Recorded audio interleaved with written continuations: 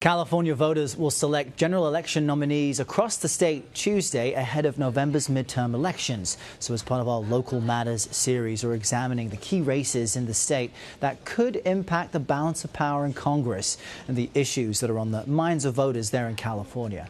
Seema Mehta is a political writer for the Los Angeles Times, and she joins us now from LA to talk about what we can expect. Seema, the race for governor is getting national attention. Let's start there. You have Lieutenant Governor Gavin Newsom seen as a favorite.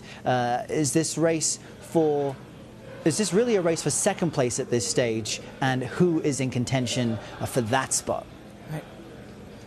Right, it has turned into a race for second place because Gavin Newsom, quite frankly, he's been running for more than 3 years. He has an enormous lead in the fundraising and the polls, so everyone is pretty much, agreeing that he's going to come in number one. In terms of number two, California, as you know, has a sort of unique primary system where we don't do party nominations. It's instead the top two vote getters move on to the general election regardless of party. So it could be two Democrats or two Republicans. So the two people that are vying for that spot are Rancho Santa Fe businessman John Cox, who's a Republican, and Antonio Villaraigosa, who's the former mayor of Los Angeles and is a Democrat. And John Cox received a real boost when President Trump endorsed his candidacy, which he did a couple weeks ago, and then he again tweeted about him today. Now, California is a crucial state for Democrats to perform well in if they hope to control the House in 2018. Right. Can you put into context what kind of performance from Democratic House candidates is being kind of what we should look for? What would be a cause of concern and what would be encouraging? Well, I mean, there are 7 districts in California that have been represented by Republicans for a long time, but that voted for Hillary Clinton in the 2016 presidential election. And so these are the districts that Democrats nationally are really targeting, thinking they have a shot because of demographic changes in the state, as well as Trump's presidency. Because of that top 2 scenario that I mentioned earlier, we have these, in a couple of these districts, we have really, really big fields of candidates running with like multiple Democrats.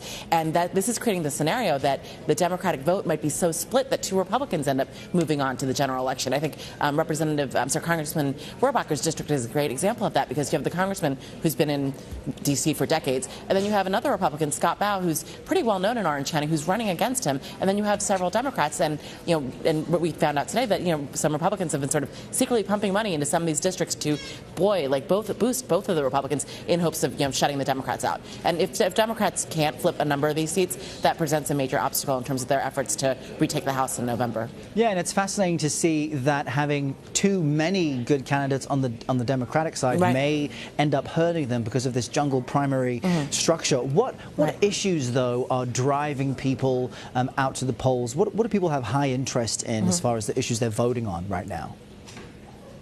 One of the things you're hearing a lot about, and you heard this from Republicans and Democrats, the idea that life in the state has gotten really much harder, that the cost of living has gone up so much, the cost of housing has gone up so much, the level of homelessness is just, you just see it on the streets in every city in the state. The level of poverty, there are 8 million Californians living in poverty, including 2 million children. And it's remarkable, because although the Democratic and Republican candidates have very different solutions on how they want to deal with these problems, some of the things that they're saying are almost identical. Like, my family's had to move out of state. My children can't afford to live and buy a house in our community. So that's one of the main things that I hear a lot of voters talking about.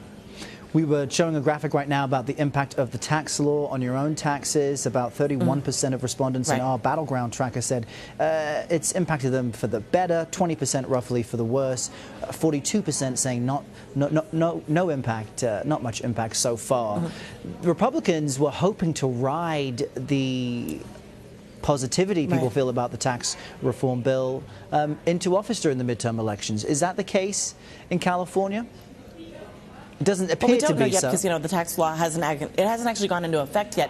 But when I was talking about some of those districts that Democrats are targeting, 3 or 4 of them are in Orange County, and Orange County has really high housing prices, and the state in general has really high state and local taxes. So some of the reforms that are part of that tax reform plan is going to hit places like that especially hard. And that was one of the things that, while this tax plan might be popular with Republicans across the country, there are certain states, high tax states like California or New Jersey or New York, where it could have an adverse effect. And so it's Republicans there, I think, I've spoken with many Republicans there who are not happy about that plan. Although they're happy about other things that President Trump has done, such as judicial nominations, that kind of thing. Well, we'll be keeping a close eye on your state. Good luck in your long night ahead. Seema Mehta joining us from Los Angeles.